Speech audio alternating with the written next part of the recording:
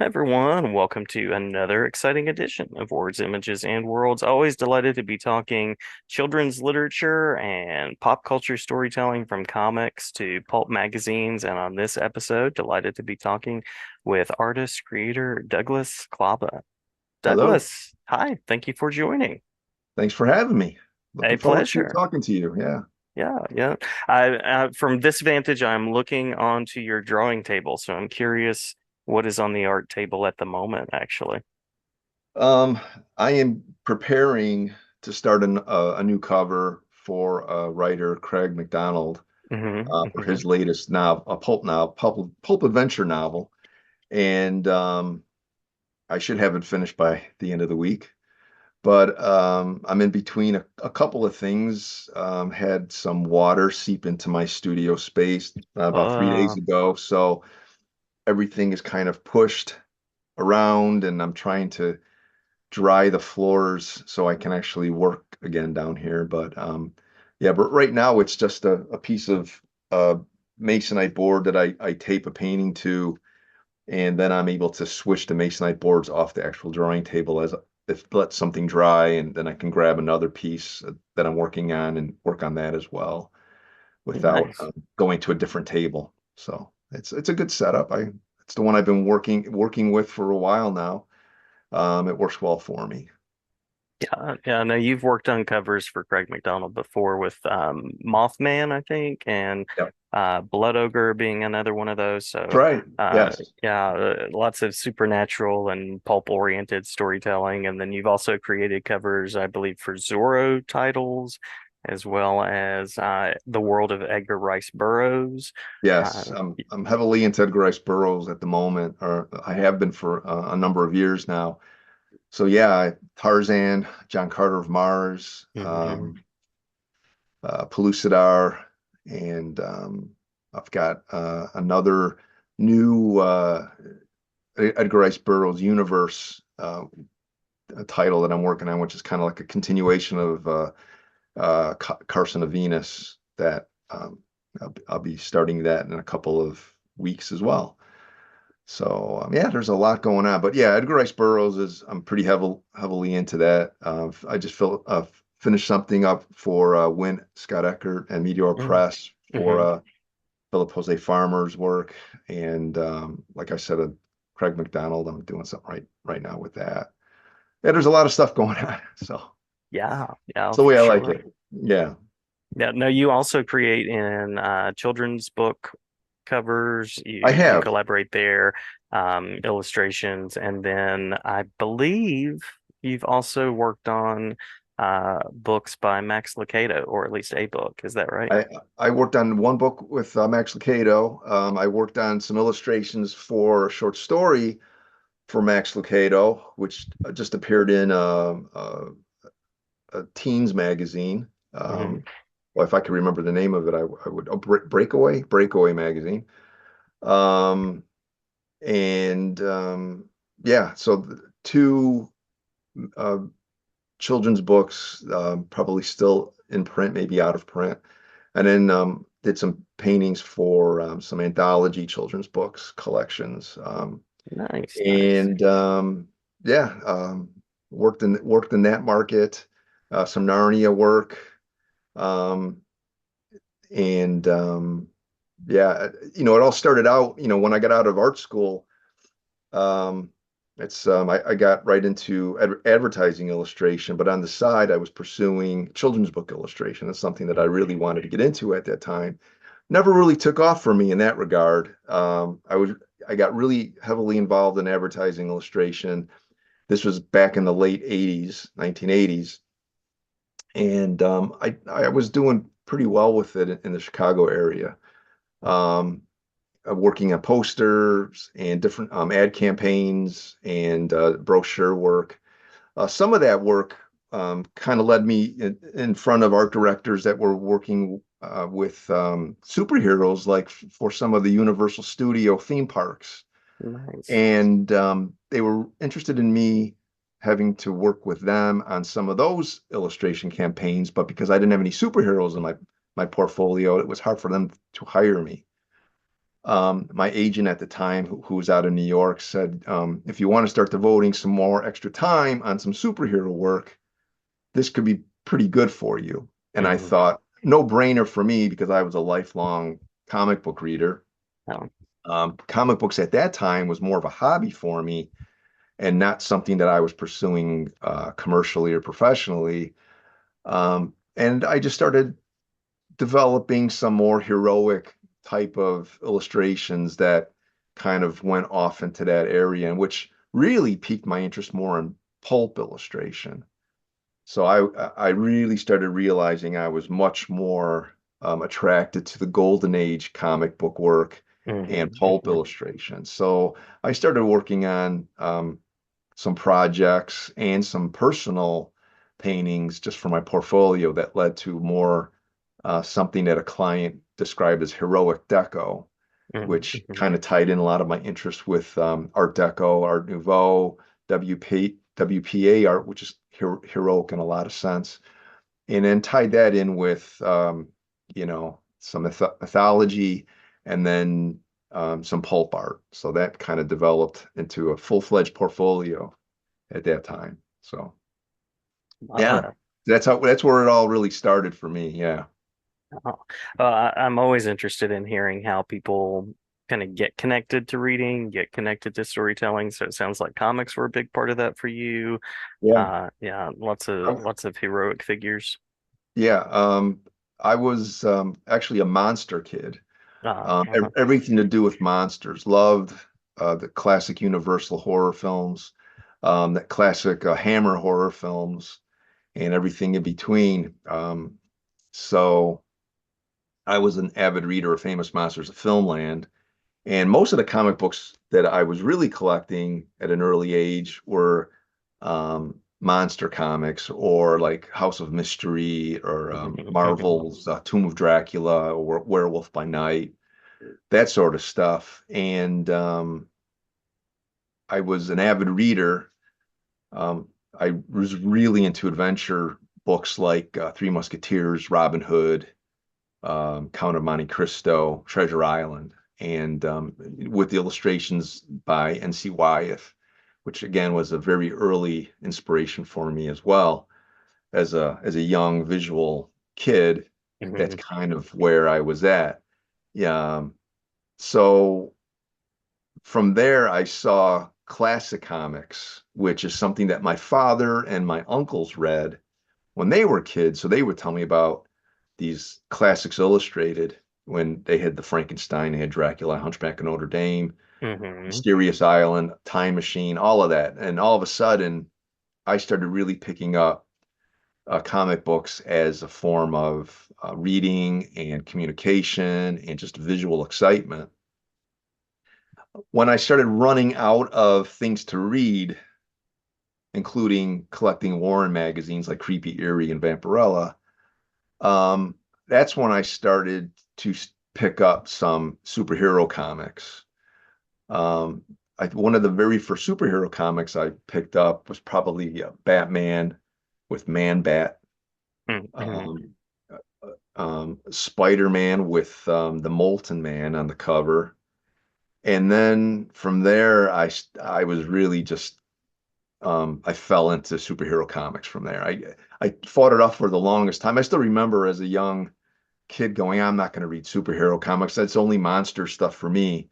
But it was so good. And Yeah. like I said, I was an avid reader. Comics were just a perfect medium for me, being a visual kid and an avid reader. So I was able to look at great artwork, read some great stories, and just from there, just get inspired to create new drawings, and the rest of it led me to an interest in pursuing art school. So that's really what how that all happened as well for me. Nice, nice.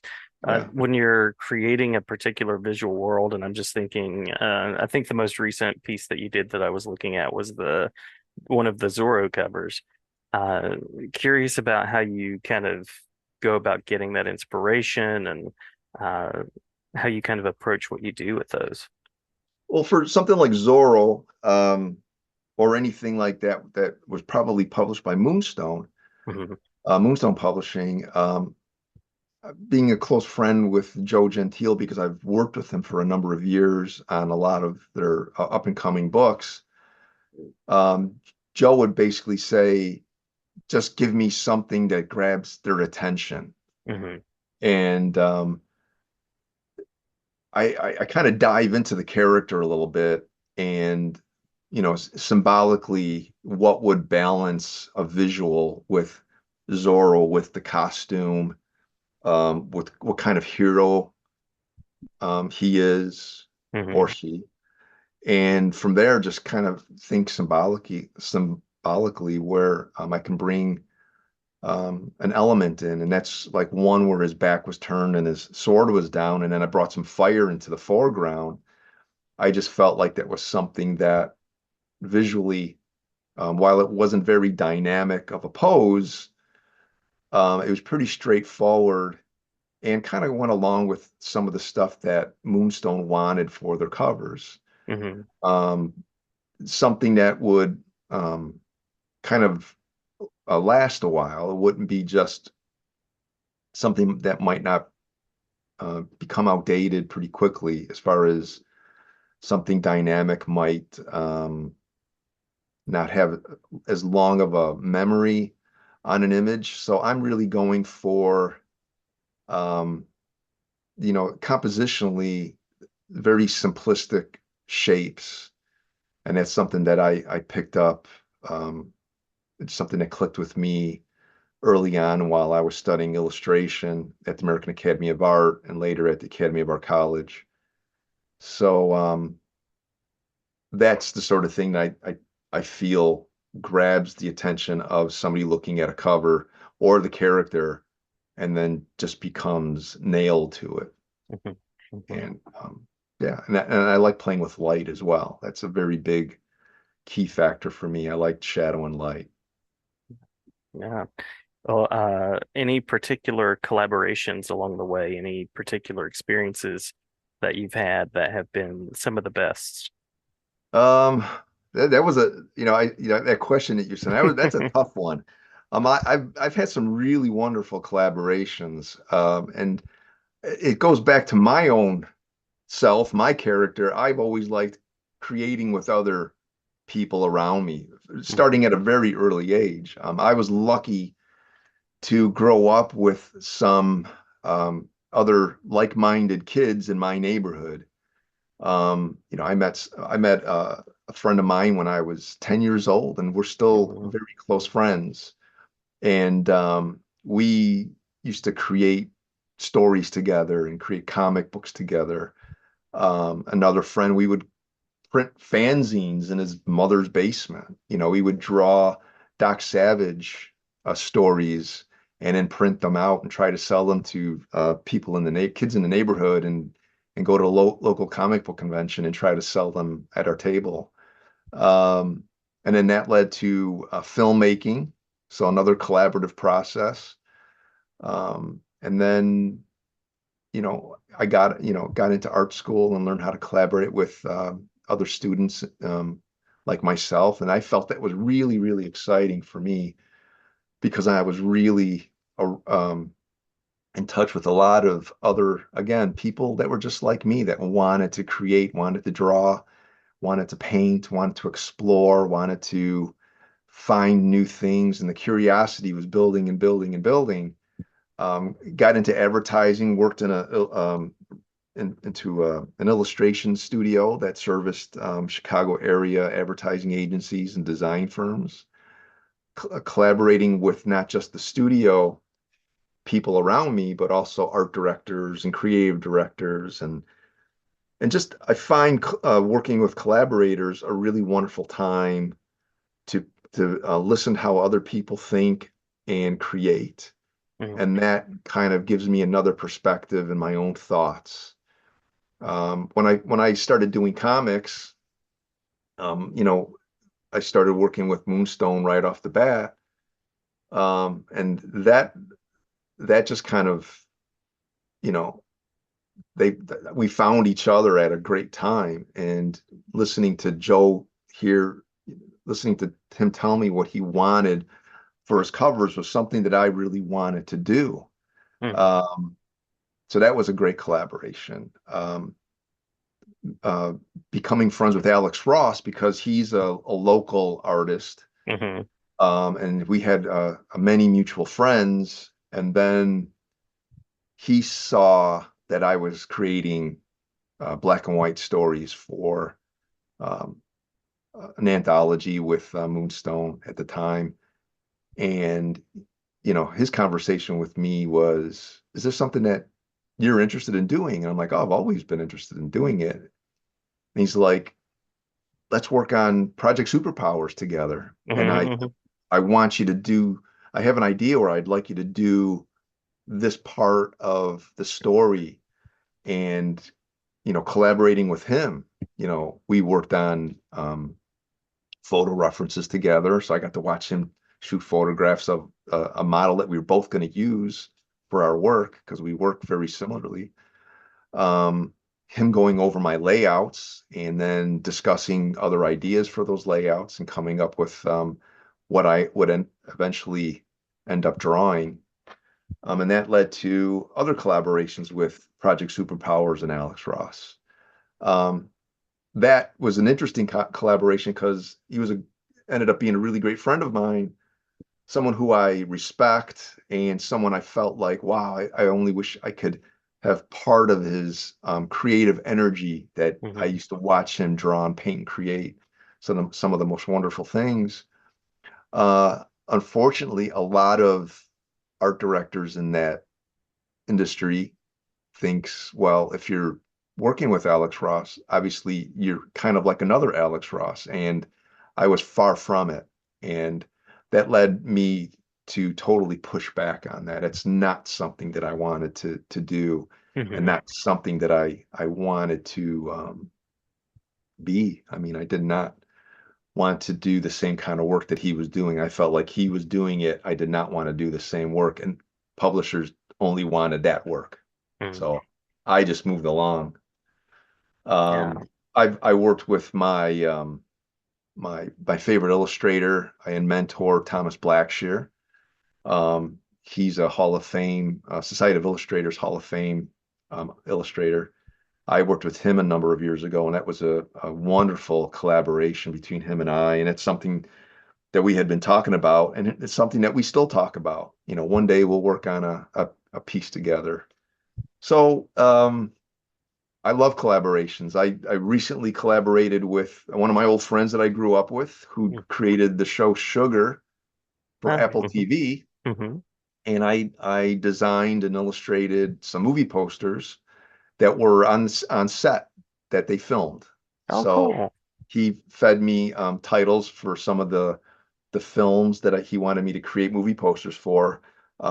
He talked about some of his ideas of what some of his favorite movie posters were, and we both talked about our favorite movie posters. And because we've known each other for such a long time, we kind of knew each other well enough to say, I think Mark would like this, just as he was saying, I know Doug would do a good job at this. So Hmm. we had a great time doing that as well. So that was pretty recent collaboration. And I'm still collaborating with like Craig McDonald. Hmm. Hmm. Um, I'm collaborating with a lot of people at Edgar Rice Burroughs. I'm creating with one of their new writers, Chris Adams, who's been a wonderful newer writer, newer pulp writer that I have a great time talking to him about his ideas. So yeah, I'm having a good time, and I'm always something else going on. But yeah, collaboration is a big part of my life and something I enjoy doing. Nice, nice.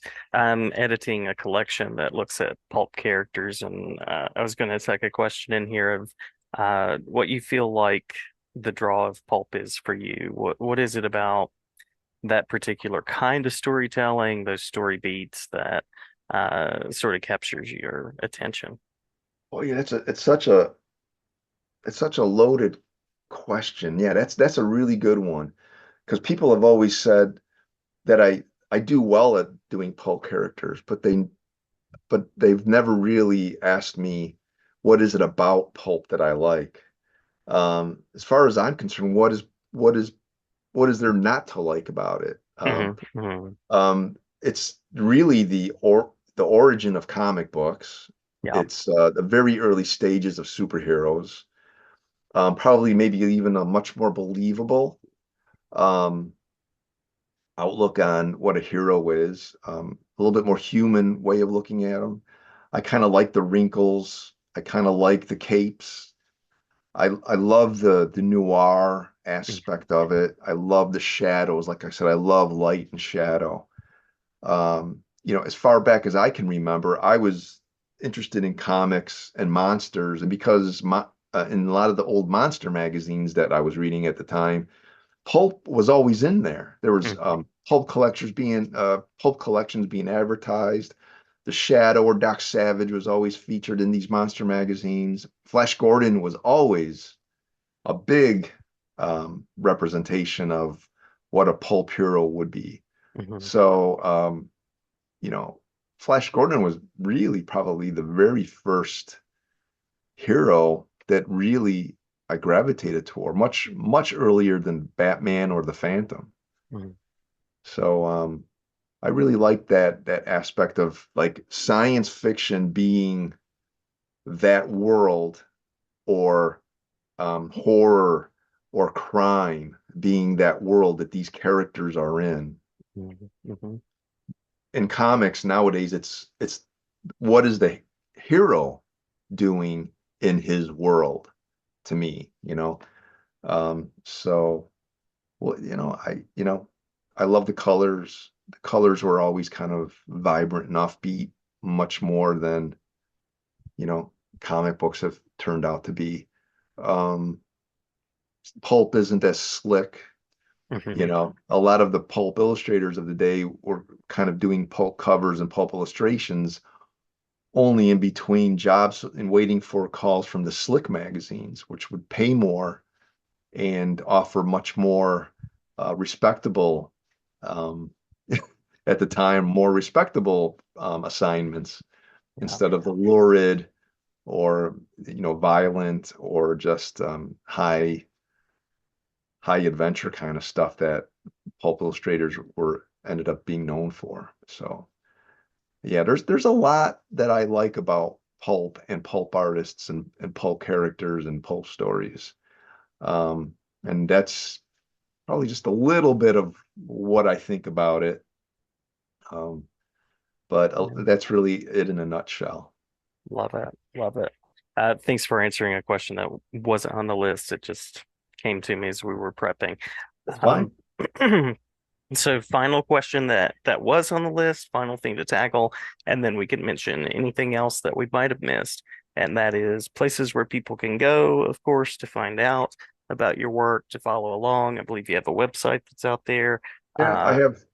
Yeah, you can find my work on an outdated website that has not been updated in quite a while, and it's something um, that I constantly talk to my designer that manages it for me, and it's douglasklauba.com.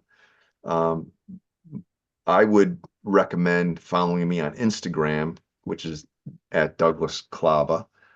And that's something that I relatively keep up pretty regularly with, as well as some video of me working and just little reels of me with a pencil or with an airbrush or a paintbrush.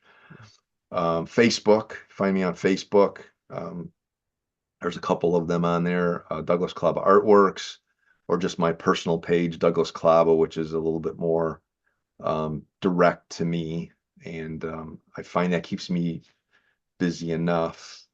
And then you can find me at Pulp Fest out in Pennsylvania in person, or the Windy City Pulp and Paperback Convention in the Chicago area every year.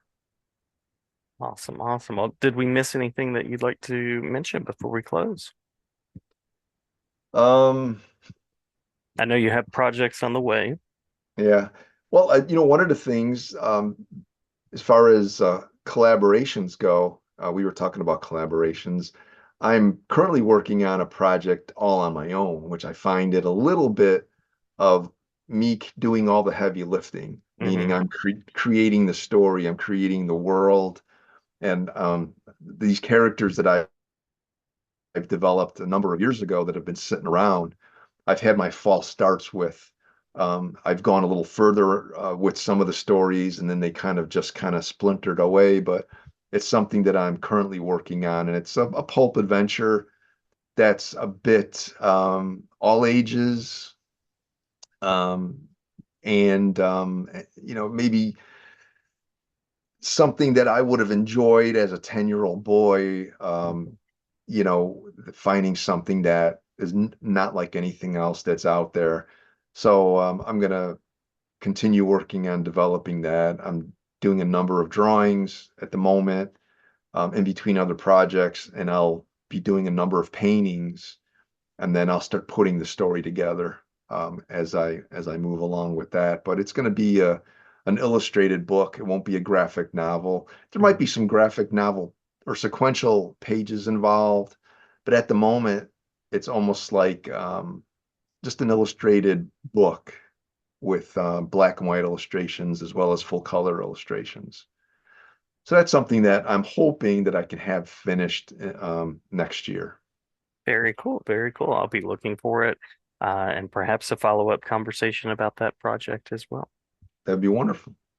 All right. Well, Doug, thank you so much for the time, and thank you for talking with me. Glad to have you back anytime, and glad to share about your work. Thank you, Jason. I appreciate it. Yeah, This was a absolutely. lot of fun. Same here.